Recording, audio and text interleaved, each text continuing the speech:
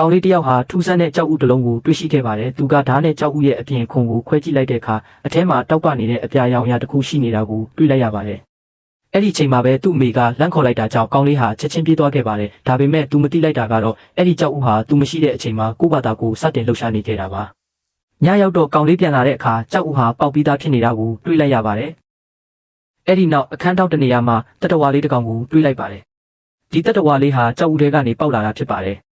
ကောင်လေးကအာလူတစ်လုံးကိုအစိပ်ပိုင်းလေးတွေဖြစ်အောင်လှီးပြီးတတဝါလေးကိုကျွေးလိုက်ပါတယ်။အံ့ဩစရာကောင်းတာကတတဝါလေးဟာအာလူကိုအရန်ကြိုက်ပြီးအားရပါးရစားလိုက်တာပါ။အဲ့ဒီအခိုက်အတန့်မှာပဲတတဝါလေးဟာကောင်လေးကိုသူ့ရဲ့အမေလိုသတ်မှတ်လိုက်ပုံရပါတယ်။အဲ့ဒီနောက်ပိုင်းကောင်လေးဟာနေတိုင်းအစားအစာကျန်တာတွေကိုကိုတောင်ထဲယူသွားပြီးတတဝါလေးကိုကျွေးခဲ့ပါတယ်။တတဝါလေးကလည်းကျွေးသမျှအစားအစာတိုင်းကိုအကုန်ပြောင်းအောင်စားပြစ်လေးရှိပါတယ်။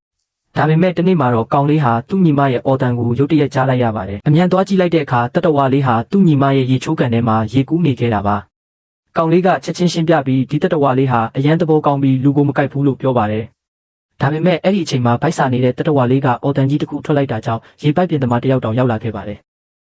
ရေပိုက်ပြင်သမားကတတဝါလေးကိုတစ်ချက်ကြည့်ုံနဲ့မှတ်မိသွားပါတယ်။သူကဒါဟာဒဏ္ဍာရီထဲမှာပဲရှိတယ်လို့ထင်ထားကြတဲ့ရေမြင့်ဖြစ်ကြောင်းပြောပြပါတယ်။ပြီးတော့ဒီရေမြင့်ကိုရေကန်ထဲပြန်လွတ်ပေးတဲ့နယ်လို့ဆိုပါတယ်။ဘာကြောင့်လဲဆိုတော့မကြခင်မှာဒိုင်နိုဆောတစ်ကောင်လောက်အထိကြီးမားလာနိုင်လို့ပါ။တတဝါလေးဟာအစားအစာရှာဖို့အမြဲတမ်းအပြင်ကိုခိုးထွက်လာခဲ့ပါတယ်။ဒီနေ့မှာတော့လမ်းမှာခွေးတစ်ကောင်နဲ့ရုတ်တရက်တွေ့သွားပါတယ်။ရေမြင့်လေးဟာအရန်ကြောက်သွားပြီးဟိုပြေးဒီပြေးနဲ့ထွက်ပြေးပါတော့တယ်။အန်ရဲ့ရှိဆုံးချိန်မှာတော့သူကရုပ်တုတစ်ခုလိုဟန်ဆောင်ပြီးခွေးကိုလှည့်စားနိုင်ခဲ့ပါတယ်။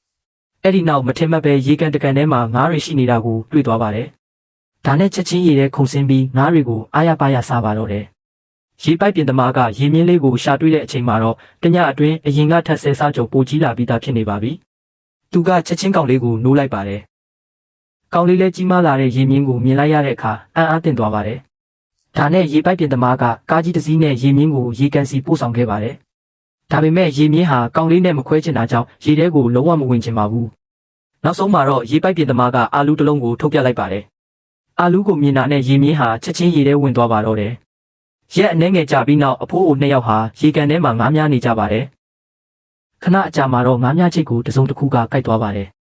ဒါပေမဲ့ချိတ်ကိုကိုက်သွားတာကငါးမဟုတ်ပဲအလွန်ကြီးမားတဲ့ရေမြင့်ကြီးဖြစ်နေပါတယ်။ရေမြင့်ကြီးကလှိငယ်လေးကိုအရှိန်ပြင်းပြင်းနဲ့ဆွဲသွားပါတော့တယ်။ဒါပေမဲ့အဖိုးအိုတစ်ယောက်ကငါးများတံကိုလှုပ်ပေးမဲ့အစားတင်းရင်တော့မလွတ်ဘူးလို့ပြောနေပါတယ်။နောက်ဆုံးတော့အခြားဖိုးအိုတစ်ယောက်ကငါးများကျူးကိုအမြန်ဖြတ်လိုက်ရပြီးနှစ်ယောက်လုံးအနေရကနေလွတ်မြောက်သွားကြပါတယ်။ဒီနေ့မှာတော့ကောင်လေးဟာရေမြင့်ကြီးကိုရှာဖို့လှိငယ်လေးနဲ့ရေကန်ထဲထွက်လာခဲ့ပါတယ်။ဒါပေမဲ့သူမမျှော်လင့်ထားတာကတော့အရင်ကတတဝါလေးဟာအခုဆိုရင်ဒိုင်နိုဆောထက်တောင်ပိုကြီးမားလာခဲ့တာပါ။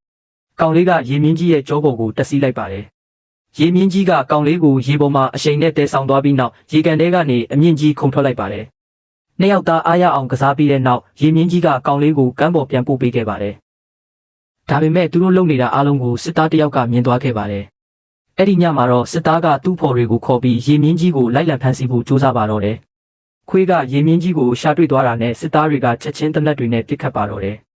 ဒေါသထွက်သွားတဲ့ရေမြင့်ကြီးဟာရေကန်အောက်ခြေထိရေငုပ်သွားပြီးနောက်တစ်ခဏမှပဲအရှိန်ပြင်းပြင်းနဲ့ပြန်တက်လာကစစ်သားတွေရဲ့လှေကိုမှောက်ပစ်လိုက်ပါတယ်။ပြီးတော့စစ်သားတယောက်ကိုမြောက်တင်ပြီးအားရပါးရလှုပ်ခါဖြစ်ပါတော့တယ်။ကောင်လေးကကမ်းပေါ်ကနေပြေးလာပြီးရေမြင့်ကြီးကိုလူတွေကိုမထိခိုက်အောင်တားဖို့ကြိုးစားခဲ့ပါတယ်။ဒါပေမဲ့မတော်တဆချေချော်ပြီးရေထဲကျသွားပါတယ်။ကောင်လေးရေထဲကျသွားတာကိုမြင်လိုက်တဲ့ရေမြင့်ကြီးဟာချက်ချင်းစစ်သားကိုလှုပ်ပေးလိုက်ပြီးရေထဲကိုမုတ်ဆင်းကကောင်လေးကိုကယ်တင်လိုက်ပါတယ်။ဒါပေမဲ့မကြခင်မှာပဲစစ်သားတွေကရေမြင့်ကြီးကိုအမြောက်တွေနဲ့စတင်ပစ်ခတ်ပါတော့တယ်။ကောင်လေးကလည်းချက်ချင်းရေမြင့်ကြီးရဲ့ကြောပေါ်တက်ပြီးပင်လယ်ဘက်ကိုဥတီသွားဖို့လမ်းပြပေးခဲ့ပါတယ်။ဒါပေမဲ့စစ်သားတယောက်ကတော့အလွန်ကြီးမားတဲ့ပိုက်ကွန်ကြီးတစ်ခုကိုထုတ်ပြီးရေမြင့်ကြီးကိုရေကန်ထဲမှာပဲပိုက်ကွန်နဲ့ဖမ်းဆီးလိုက်ပါတယ်။ကောင်လေးဟာရေမြင့်ကြီးကိုစကားအနှဲငယ်ပြောပြီးနောက်သူ့ကြောပေါ်ကနေဆင်းလိုက်ပါတယ်။အဲ့ဒီနောက်ရေမြင့်ကြီးဟာရေကန်အောက်ခြေအထိမှုတ်ဆင်းသွားပါတယ်။နောက်တစ်စက္ကန့်အတွင်းမှာပဲရေမြင့်ကြီးဟာရေထဲကနေအမြင့်ကြီးခုန်တက်လာပြီးကြီးမားတဲ့ပိုက်ကွန်ကြီးကိုအောင်မြင်စွာဖျက်ဆီးလိုက်ပါတော့တယ်။